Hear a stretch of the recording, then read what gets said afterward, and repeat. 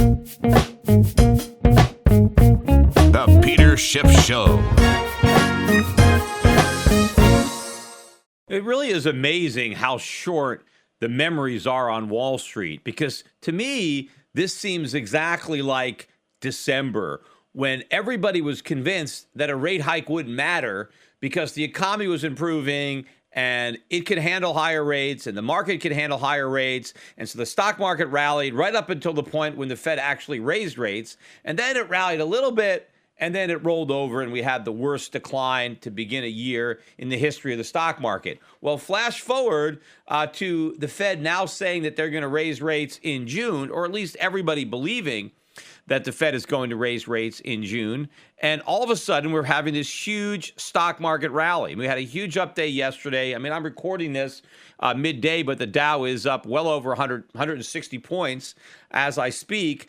So the markets are rallying. The NASDAQ had this huge up day yesterday. Again, up again big today on the idea that the economy is improving and the Fed is going to raise rates because the economy is improving. And the fact that the market is going up, well, this proves that the market can handle higher rates, which is another reason why the Fed may feel comfortable in actually delivering higher rates because, hey, the market is not selling off. Therefore, the market must be okay with higher interest rates. And so the market is giving the go-ahead to the Fed to notch rates up another quarter point. But that's exactly the attitude prior to the last rate hike. That's exactly what was going on. And the Fed, again, made the mistake of believing that it was okay to raise rates. And despite the fact that the data was weak, the Fed raised rates anyway. Well, that's exactly what's happening now. And in fact, if you go back to the minutes of the FOMC meeting, which is what ignited this whole the Fed is going to raise rates narrative, the Fed said it all depends on the data. It all depends on how the economy is doing. If the economy continues to improve, if the labor market continues to improve, well, then we're going to hike rates. But the reality is the data is the opposite. Ever since they met, the economic data on balance has been weaker than expected, not stronger than expected, including all the data that's come out this week has pretty much fallen into that camp of the weaker than expected. But hey, nobody cares because the Fed says everything is great, so we can ignore the data because somehow these guys are geniuses, and if they think the economy is great, it must be great. Forgetting about the fact that they have a horrible track record, the economy must be great. Meanwhile, it's not just the stock market that's rallying, it's the oil market that's rallying. We're now well above $49 a barrel. This is a new high for the year. We're now knocking on the door of $50 crude. So if the U.S. consumer was having trouble with $30 crude, he's going to have an even harder time with $50 crude. Gold and gold stocks seem to be the only real assets that are selling off. The dollar's rallied slightly, but it's not like the dollar has had a big rise. I mean, the dollar index is still barely hanging on. It's 95.4. So it is back above 95, but it's not like it's rushing back up to the old highs, which are around 100.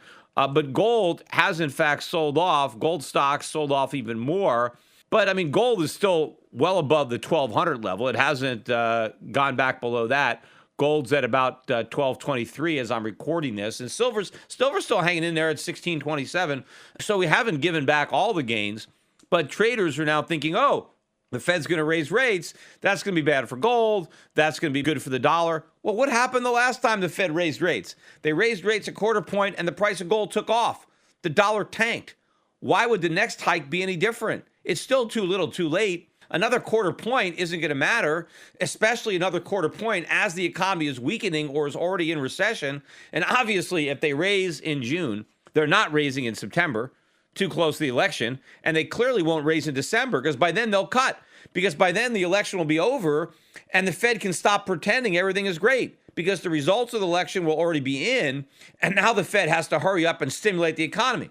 You see, right now, they don't want to admit the economy needs stimulus because that's an admission that we're back in recession, and that's an indictment of the Obama administration, and that undermines Hillary Clinton. So the Fed can't admit that the economy is weak before the election, but once the election is over, there's no reason not to pull out all stops and try to do whatever they can to boost the economy for the new president. So if we do get another rate hike in June, and it's still a big if, but if we do, that is got to be the last one. And whether or not the Fed actually made one rate hike or two rate hikes before they have to surrender and go back to zero or go negative and launch QE4, none of it's going to matter. It's not going to matter to gold. It's not going to matter to the dollar. And I don't know why people's memories are so short to think that the next rate hike is what's going to crush gold when the last rate hike didn't do it at all. If anything, it was a catalyst to move gold up dramatically. And I think the same thing will happen in June. If the Fed follows through with a rate hike, I think gold's going to take off. And if the Fed doesn't hike rates, which is probably still more probable that they won't hike rates in June than they will, then I think gold will rally even more because now it's, not just buy the rumor, sell the fact, but buy the rumor and sell because the rumor wasn't even true. And then, of course, there's a lot of articles now about the Fed's credibility being lost if they don't move in June, which is, again, the same type of credibility corner that they back themselves up into December. Let me get to the economic data that came out this week, particularly the new home sales, which came out yesterday, which really kind of ignited this stock market rally and also kind of caused a big decline, I believe, in the gold stock market yesterday, because this is the only data point that really beat this week. And they were expecting new home sales to pick up by 523,000 after the 511,000 gain from the prior month. And they ended up revising the prior month up a bit, about 20K. But the current month, the April month, was a huge increase, 619,000 versus 523,000, like the biggest jump since 2008, just before the financial crisis. And this was like signs that, aha, the economy is back, everything is great because new home sales have surged, everything is fine, the Fed could raise rates, this is great. I don't know how you can jump to such a ridiculous conclusion from a spike in the data. And first of all, new home sales are a tiny part of the housing market. Existing home sales are the bulk of the market. This is just a tiny subset of the real estate market. And again, this is not first-time home buyers. They're still pretty much priced out of the market. I mean, they're renting or they're living with their parents. This is people that are already homeowners buying, and there's a lot of condos in here, but it was a big jump. I don't know how much of it had to do with any type of seasonality issues there. But you know what? Sometimes data points just jump up. You just have an outlier and you have a big jump in the market. And, it corrects itself the following month or when you get to the next round of data. So I don't know why the markets are going to base everything on this housing data. And of course, we all know the housing market is very vulnerable to increases in interest rates. So, maybe there's some people trying to buy these new homes quickly before the rates go up. And so once rates go up, the whole housing market rolls over. But a good example of how a number could be good one month and horrible the next is the Richmond Fed Manufacturing Index, which also came out yesterday, which nobody talked about. Now, that number, when it came out last month in April, it was a plus 14. And that was the highest it had been, or came kind of like tied one of the highest levels in a while. We had this big spike. In fact, no, it had jumped up in March, and it only surrendered a little bit in April. So it was still very elevated. Well, it was supposed to be another decent month, and instead it crashed to -1. That was a 15-point drop in 1 month. It was one of the biggest drops ever. In fact, it may have been the biggest drop ever in 1 month. And now we're back in negative territory. So whatever that rebound was that everybody was so excited about when we got those positive numbers a couple months ago or last month, that's all gone. We've crashed back down. We're back negative. And no one cares about that negative number, but that negative number, I think, is more telling about the economy than just the number that we got for home sales. But also yesterday, we got this Redbook number, which is year-over-year sales. And very few people seem to talk about this, but I kind of watch it as a trend for retail sales. And last week, it was pretty low. It was 0.5, which was about as low as I've seen it in the last several years, which means that sales this week were 0.5% higher than they were at the same week a year ago. And that doesn't adjust for inflation. That means sales are down because inflation is more than 0.5%. Last week, it came out as 0.4. That's the lowest it's been in many, many years. In fact, the chart that I'm looking at on the Bloomberg website only goes back to May of 2014, and it's the lowest by far on that site. It seems like we're breaking down. And I think soon that we might start printing negative same-store sales on a year-over-year basis. So that's another weak number. that everybody seems to ignore yesterday. So yesterday we got 2 weak numbers and 1 strong number, the housing number, and that's the only number that people cared about. But then if you go back to Monday, the market shrugged off the weaker than expected PMI number for May, right? They were looking for the PMI to increase. This is manufacturing. It was at 50.8 in March, and the consensus was for a slight improvement to 51. Instead, we dropped again down to 50.5. We're barely above positive. Anything below 50 is contraction, recession. We're at 50.5. We're almost as low as you could be and still be in expansion. And then again, to make it worse, we got the service sector PMI that came out today. Right now, this one was supposed to go up to 53 from the last month's of 52.1. Instead, it plunged all the way down to 51.2. I mean, so there, the service sector is barely growing. It's growing a little bit more than the manufacturing sector, but it's not growing as fast as it was last quarter. In fact, this service PMI could end up being lower in the second quarter than it was in the first quarter. So where is this second quarter rebound? Because the Fed was supposed to base a rate hike in June on the big rebound in GDP growth in the second quarter. Well, so far, we don't see any evidence that that rebound is actually going to materialize. I mean, sure, we had better than expected new home sales, but so what? We got plenty of other data that was much worse than expected. And how do we know that they're not just going to revise this number down next month? How do we know that this isn't just a fluke and the next month is going to come crashing down? Because, that certainly could happen. So I think that the people who are arguing that the U.S. economy is out of the woods, I think that the data doesn't support that, nor does this data actually support the Fed's rate hike. Of course, the Fed should be raising rates. It should have raised rates a long time ago, and it should raise them a lot more. Not because the economy is strong, but because it's a bubble. And bubbles need to be popped. The sooner the better. And the sooner we pop this bubble, the sooner we can begin repairing the damage that was created during the bubble. Instead, the Fed is doing everything it can to nurture this bubble, but unfortunately, it put that small prick in it with that first rate hike, and the air is seeping out no matter what they do. I want to change gears and just talk a little bit about just my personal situation with respect to my father. And most of you know, if you listen to this podcast, that my father, Irwin Schiff, passed away in prison back in October of last year. And he had been in prison for better than 10 years. He was serving a 13-year sentence, which he began serving, I think, at 78 or so, 77, 78, for various tax charges, which I believe he was a political prisoner, and I've got over that before, and I don't need to rehash that again. But, if you don't know again about my father's history, the best thing to do is buy his book, The Federal Mafia, which we have been selling copies at schiffbooks.com. I autograph them, by the way. They're $45 a piece. And that's the book that the U.S. government banned, made it illegal for my father to sell that book, which potentially heirs to the value of having one of the only 2 books in U.S. history ever banned. The other one was banned for sexual reasons.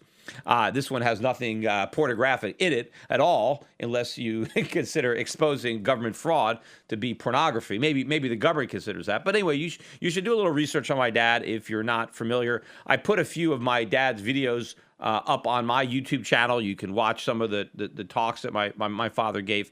But the reason I wanted to talk about this is just, again, to show you the inefficiency of government, that government can't do anything right. Now, first of all, the reason my father died, and I went over that, is because the government medical treatment was lousy, right? That my father got cancer. He got skin cancer, which they probably could have cured had they ever diagnosed it, but they never did. They had my father in custody. He was right there. The hospital was right there. So it would have been easy for them to care for him, but they didn't do anything until it was too late. And then when it was so late, they couldn't treat it, because by the time they had discovered that he had cancer, it was all over his lungs. It was in other organs. It was inoperable at that point. So because the government was so inept, my father's 13-year sentence became a death sentence, because he was basically killed by incompetent government doctors, which is, another reason that you don't want government providing medical care. But listen to how they handle the prison. So when a prisoner dies in prison, you are supposed to return their personal possessions. Not that they have that much stuff when you're in jail, but when you die, your next of kin gets, whatever you had. And they told me that, I was going to be getting his stuff. And they confirmed my address, when my father died. They said, we're going to mail you his stuff. Well, I just got the package 2 days ago. It's 7 months. He died 7 months ago. Now, the box containing my dad's stuff is probably about maybe a foot high by 2 feet. I mean, it's not like a massive box, right? Because he didn't have that much stuff.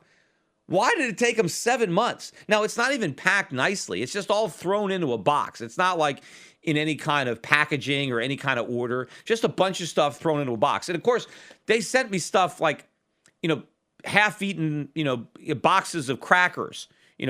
Stuff that obviously I threw out as soon as I got. They sent me some of his toiletries, like, maybe a third of a can of shampoo that I would never use, a quarter of a stick of roll-on deodorant. I mean, can't they realize, I don't need his partially used toiletries or some cheap food that he never had a chance to eat, right? I mean, that you could just throw away. But they made sure to put that in the box.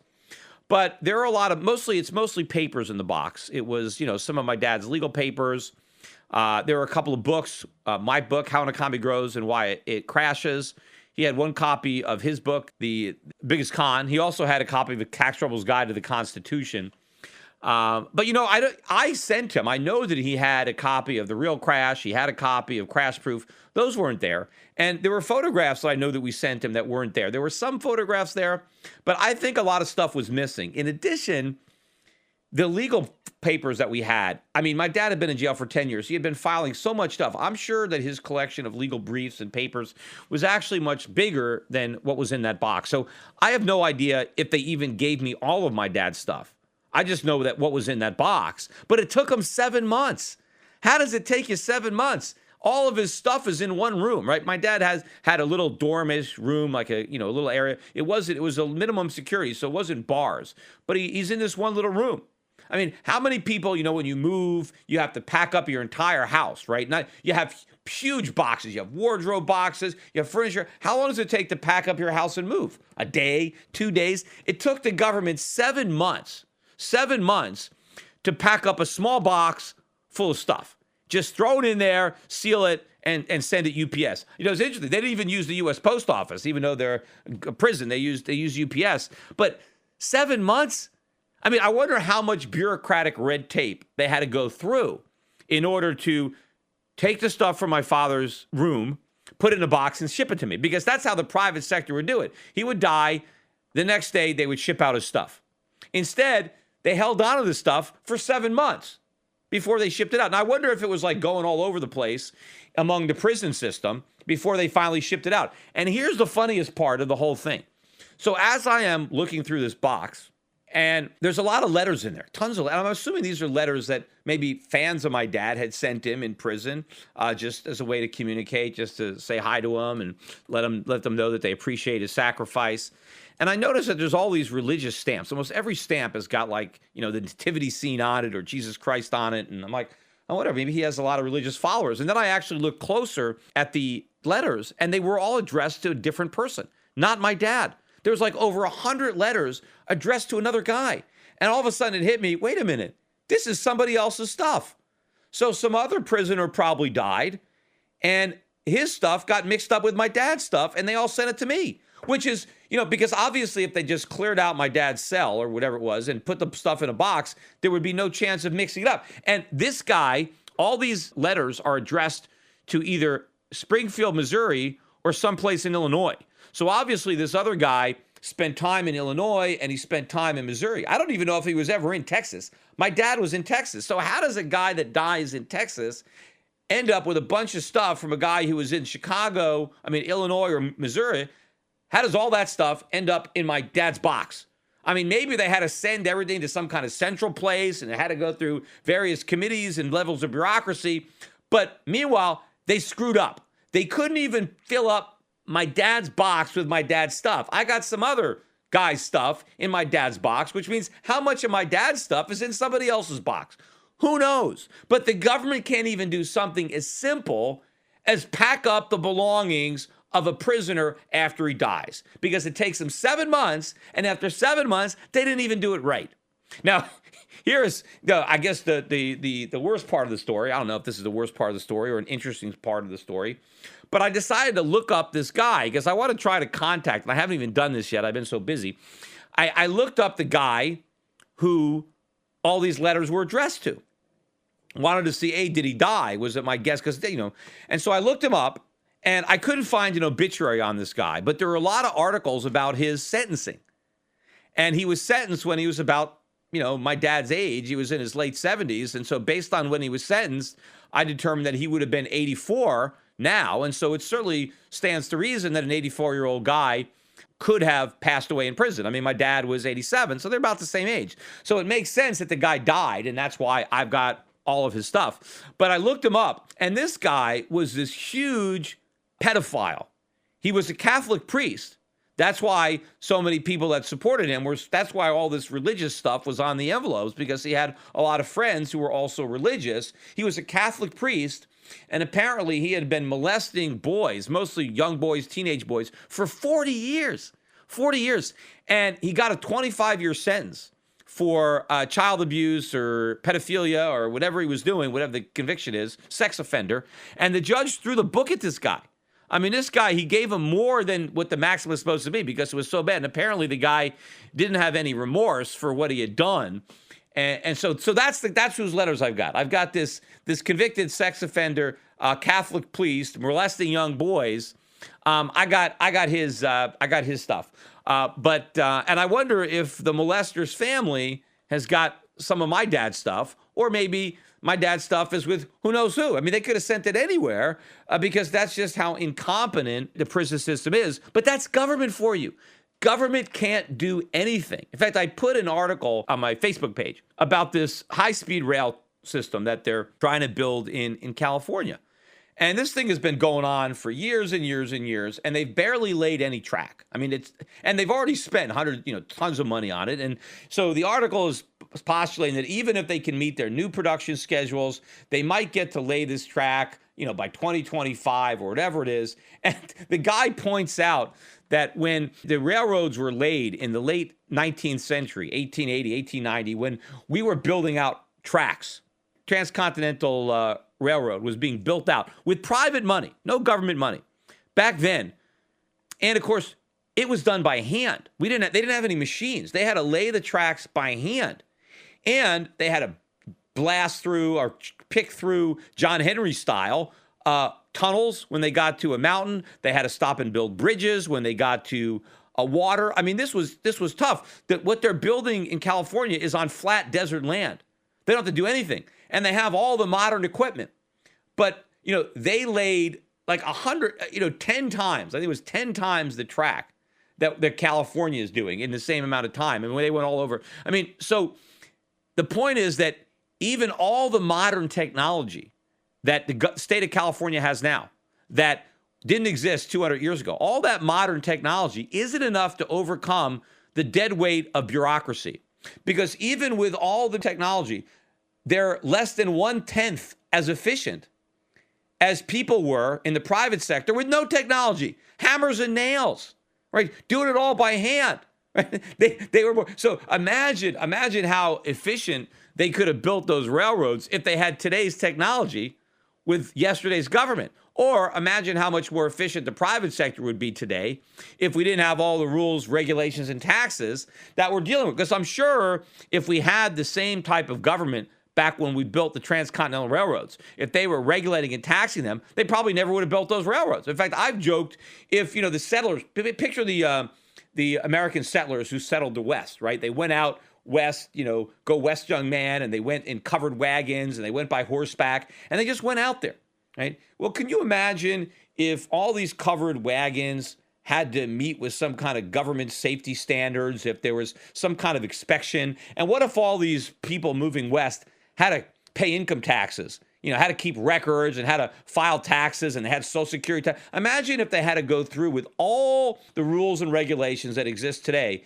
If all these settlers on these wagon trains, if they all had to do all that, you think they ever would have made it, past the Mississippi? They never would have left. We would have stayed on the East Coast. The entire country would still be the East Coast and the rest of it would still be Indians.